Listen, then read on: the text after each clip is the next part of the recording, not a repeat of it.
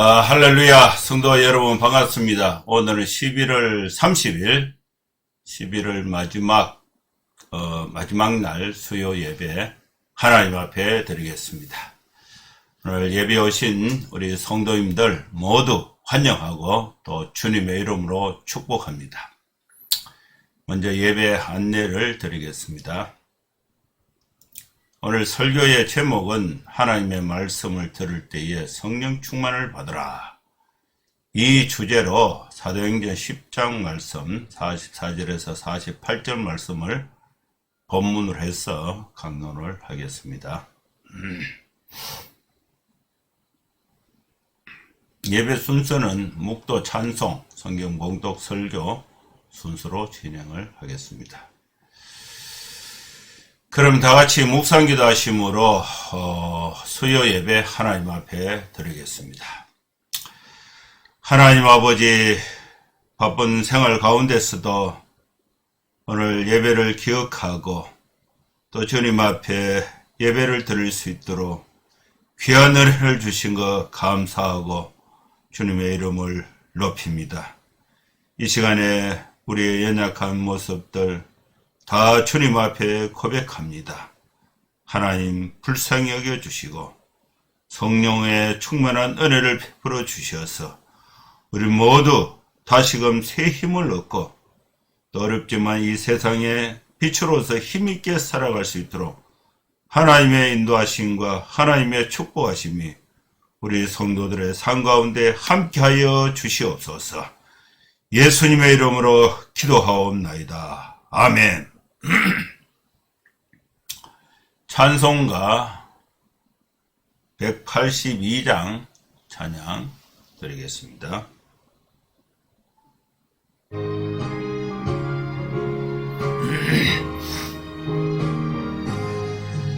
강물같이 흐르는 기쁨 성령 강림함이라. 정결한 맘 영원하도록 주의 거처 되겠네. 주님 주시는 참된 평화가 내 맘속에 넘치네. 주의 말씀에 거센 풍랑도 잠잠하게 되도다. 나의 생명 솟생케 됨은 성령이 마심이라. 모든 의심 슬픔 사라져 주의 평강 넘치네. 주님 주시는 참된 평화가 내 맘속에 넘치네. 주의 말씀에 거센 풍랑도 잠잠하게 되도다. 하늘에서 담비 내리고 햇빛 찬란함같이 우리 마음에 성령이 많이 주님 보내심이라. 주님 주시는 할 맘속에 넘치네. 주의 말씀에 거센 풍랑도 잠잠하게 되도다. 생명신에 넘쳐 흘러서 마른 광야 적시니 너의 열매 물어 익어서 주수를 기다리네. 주님 주시는 참된 평화가 내 맘속에 넘치네. 주의 말씀에 거센 풍랑도 잠잠하게 되도다.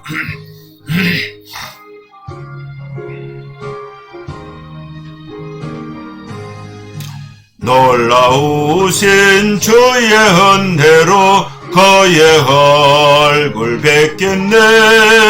평화로운 안식처에서 영원토록 쉬겠네. 주님 주시는 참된 평화가 내 맘속에 넘치네. 주의 말씀에 거센 풍랑도 잠잠하게 되도다.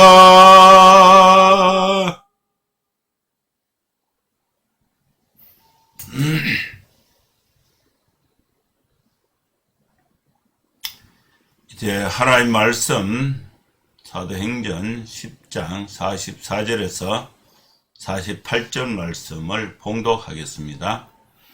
베드로가 이 말을 할 때에 성령이 말씀 듣는 모든 사람에게 내려오시니 베드로와 함께 온 할례 받은 사람들 신자들이 이방인들에게도 성령 부어 주심으로 말미암아 놀라니 이는 방언을 말하며 하나님 높임을 들음이르라.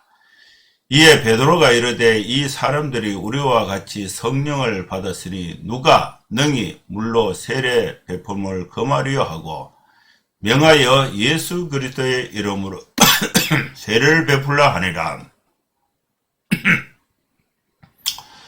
그들이 베드로에게 며칠 더 머물기를 청하니라. 아멘. 이 말씀이 오늘 우리에게 주신 하나님의 말씀입니다. 우리가 성경을 읽을 때에 두 가지 큰 관점에서 성경을 읽을 수가 있습니다. 그리고 성경을 토대로 설교를 할 때에 두 가지 큰 관점에서 설교를 할 수가 있는데, 설교는 듣는 사람, 청중이 있어야 되고, 또 성경을 읽을 때에 읽는 사람이 있어야 되는 것이죠. 우리가 설교를 할 때에 청중은 두 부류로 구분할 수가 있습니다. 예수를 믿지 않고 있는 사람들이 설교를 들을 때에 성경은 복음을 전하는 것이 되어야 되는 것입니다. 이미 예수 그리스도를 구주로 믿고 구원받은 성도들이 설교를 들을 때는 이 설교를 듣고 신앙의 성장이 있어야 되고, 설교의 내용과 성도들의 생각, 현실이 다를 때에 하나님의 말씀, 설교를 기준으로 해서 성도들의 생활과 태도를 고치는 것, 이것이 설교가 되어야 되는 것입니다. 그리고 성경도 두 부류의 사람이 읽을 수가 있어요. 예수를 모르는 사람이 성경을 읽을 수가 있습니다.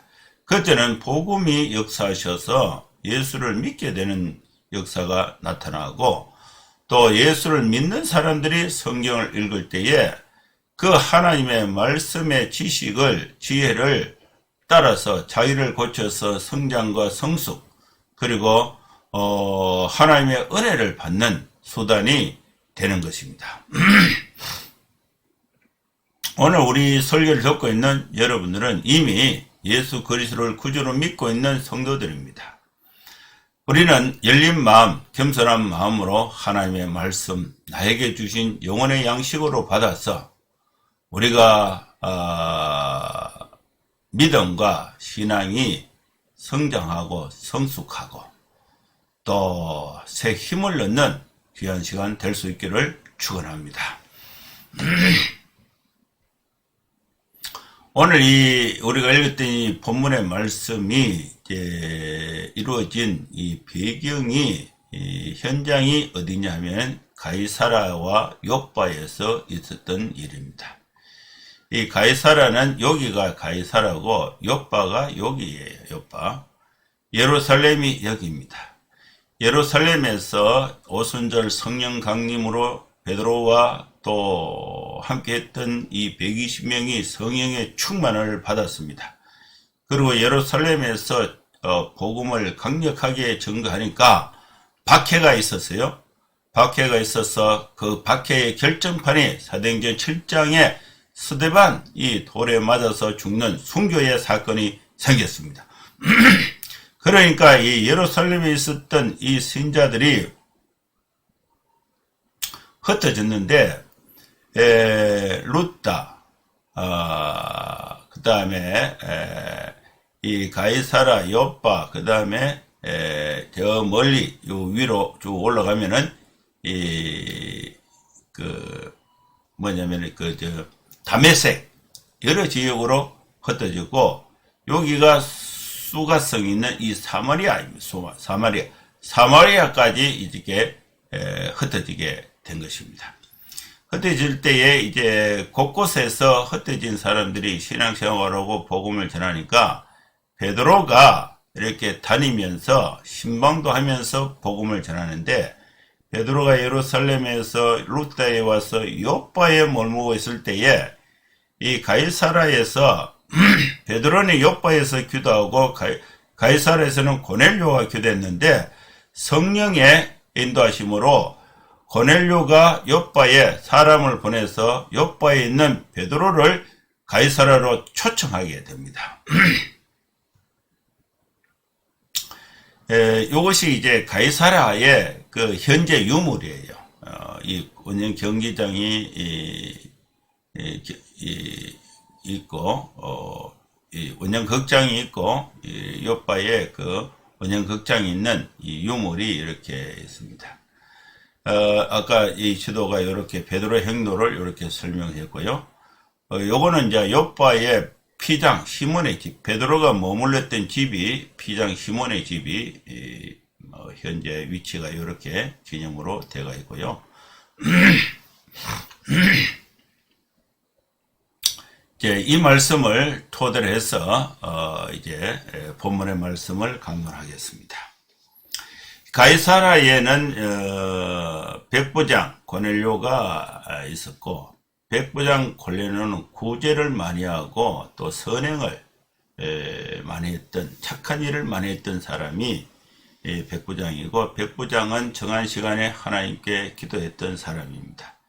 그리고 요빠에는 베드로가 사역 중에 있었고, 또 이 기도를 하고, 이 양쪽에서 이제 환상을 보고 사람을 보내서 베드로가 이방인에게 가라는 하나님의 말씀으로 이렇게 깨닫고, 또 요빠에서 온 이 고넬료의 사람들과 함께 가이사라로 가게 됩니다.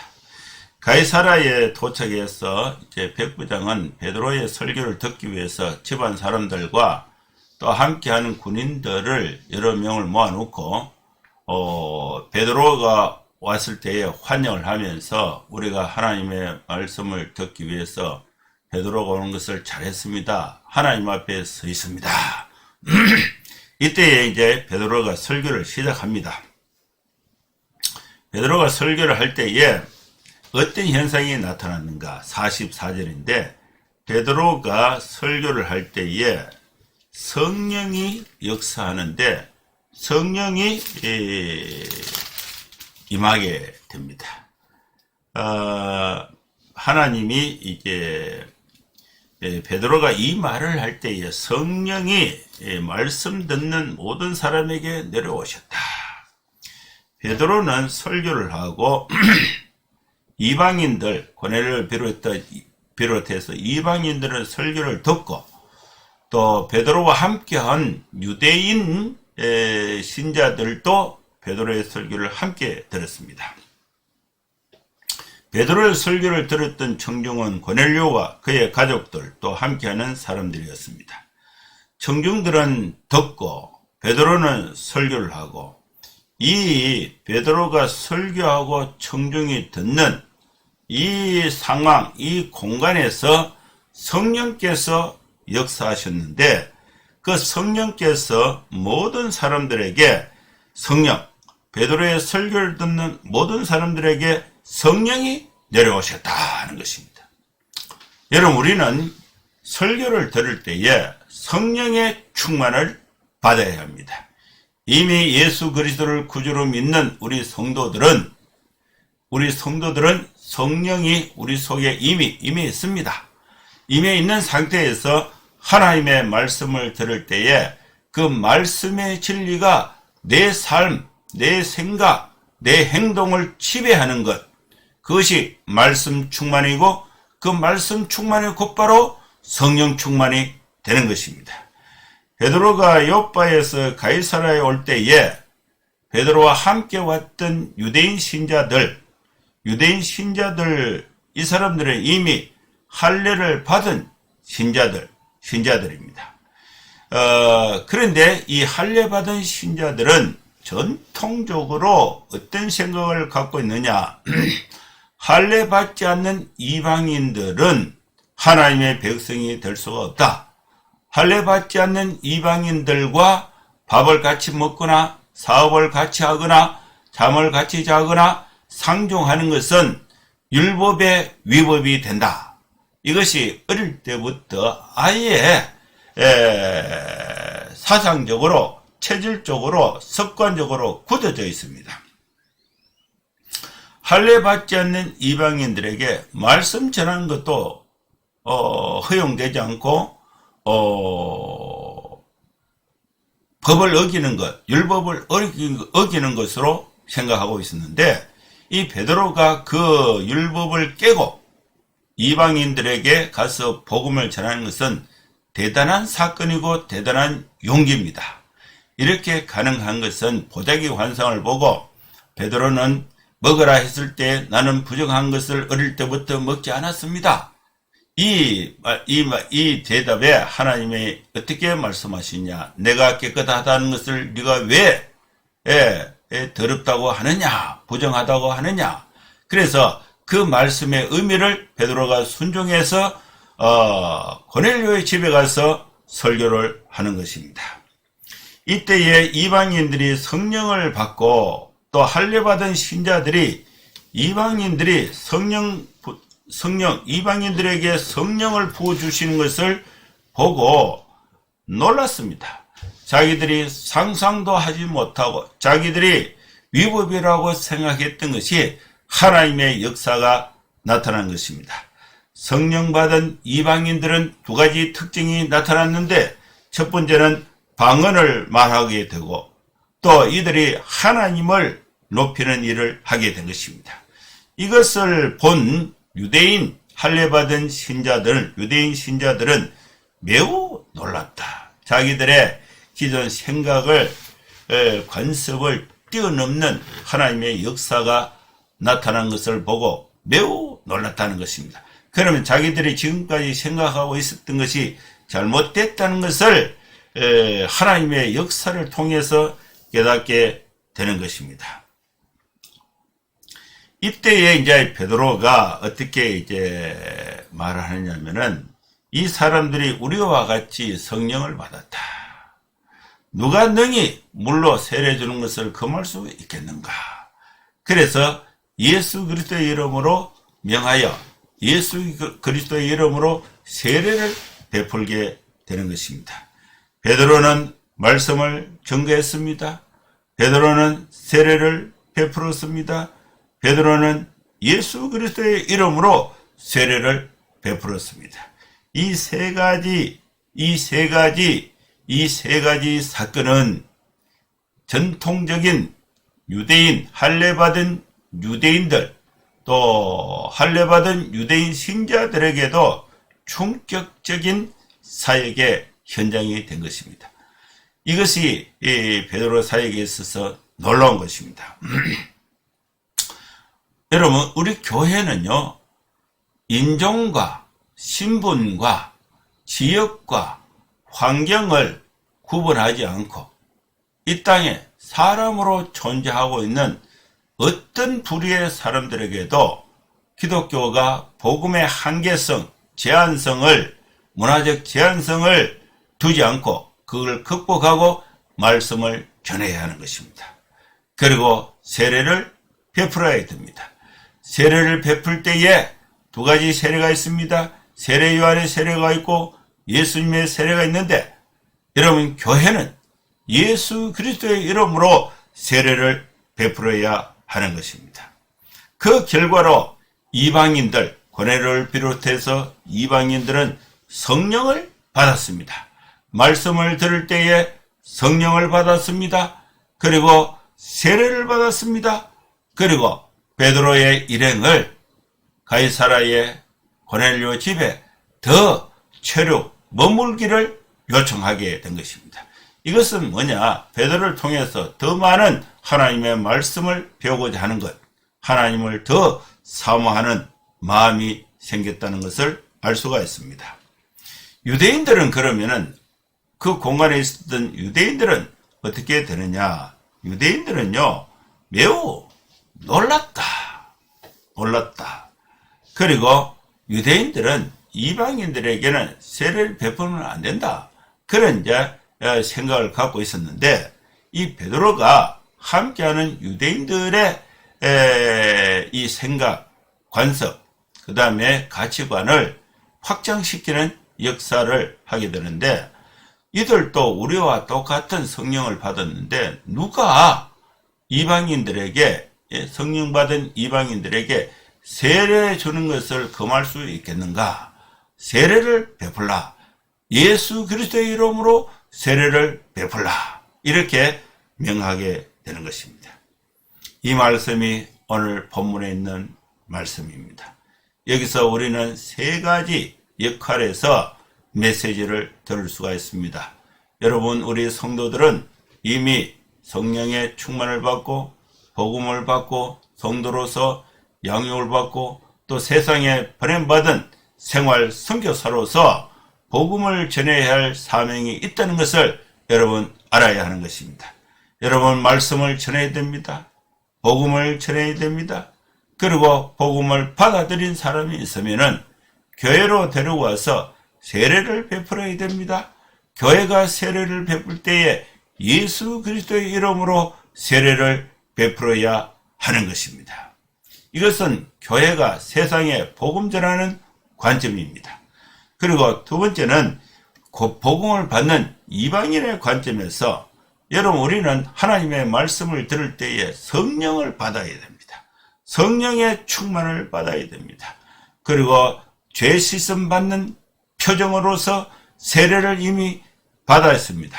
그리고 세례를 받아야 합니다. 그리고 하나님의 말씀을 더 사모하는 마음을 가져야 하는 것입니다.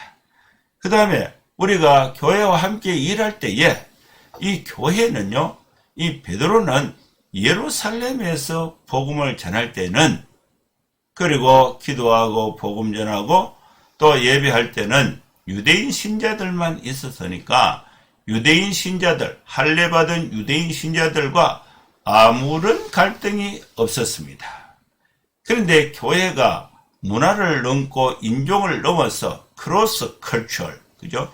이방인 세계로, 이방인들의 문화, 이방인들의 인종이 다르죠? 이걸 인종과 문화를 넘어서 복음을 전할 때에 이 문화적인 충격, 문화적인 차이, 이 가치의 차이, 세계관의 차이로 인해서 베드로가 유대인 신자들이 베드로가 할례 받지 않는 사람들에게 가서 복음 전하면 안 된다. 왜 그렇게 하느냐? 반대를 할 수가 있어요.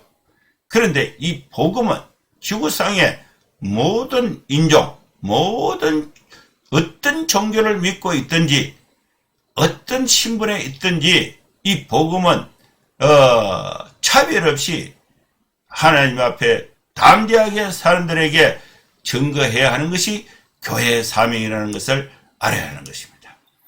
복음이 세상 밖으로 나갈 때에 복음은 고정되어 있지만은, 복음은 고정되어 있어요. 성경은 고정되어 있어요. 근데 그 성경을 읽고 또 성경을 통해서 설교를 듣는 사람은 차이가 있습니다. 문화의 차이가 있어요. 시대가 바뀝니다. 가치관이 바뀝니다. 사람이 바뀝니다. 그러다 보니까 과거의 방법, 과거의 관점으로는 수용이 안 되는 그런 청년이 있을 때에, 그러면 성경을 바꾸느냐, 성경을 담고 있는 복음을 전하고 성경을 담아서 복음을 전하는 전도자, 또 교인들의 생각을 바꿔야 되느냐. 여기서 성경은 절대 진리로서 바뀌지 않습니다. 그럼 무엇을 바꿔야 되느냐? 복음을 담아서 또 불신자들에게 복음을 전할 때에 사람, 전도자의 생각을 바꿔야 하는 것입니다. 유대인들은요, 두 가지 관점을 바꾸게 되는데, 첫째는요, 이방인들에게 전도하는 거, 이거 위법이다. 이렇게 해가는데, 이거 바꾸게 되는 겁니다.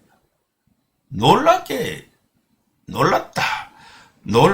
관점이 바뀌게 되는 것을 볼 수가 있습니다. 그리고 이들에게 구원받은 표정으로서 또 공적인 신자가 됐다는 이 공개적인 표정으로서 세례를 베푸는 것, 이것도 관점을 세례 주는 것을 금했는데 이제 금할 수 없다, 세례를 줘야 된다, 이렇게 관점을 바뀌게 되는 것입니다. 그러므로 인해서 복음이 땅끝까지 전해지는 역사가 나타나는 것입니다. 여러분, 우리는 복음을 전하는 우리 교회, 또 복음 전하는 성도의 관점에서 우리는 두 가지를 극복해야 됩니다. 인종적 차별, 문화적 차별의 한계에 직면했을 때에 그 문화의 차이를 넘어야 되고, 또 교회가 세례를 베풀 때에 세례의 관점을 넘어야 하는 것입니다. 차별 없이 복음 전하고 차별 없이 세례를 베풀고 형제 자매로 받아들이는 그런 관점이 필요하다는 것을 오늘 우리에게 말씀하고 있습니다.